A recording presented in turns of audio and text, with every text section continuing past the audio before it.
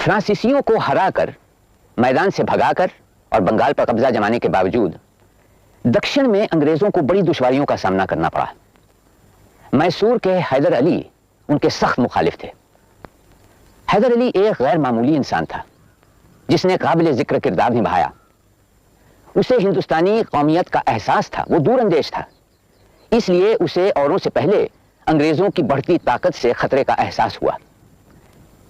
1769 में ऐन मद्रास की फसीलों के छाए तले हैदर अली ने अपने हक में अंग्रेजों से एक समझौते को मंजूर करवाया और उसकी मौत के बाद उसका बेटा टीपू सुल्तान अंग्रेजों को बदन में फंसे कांटे की तरह सताता रहा।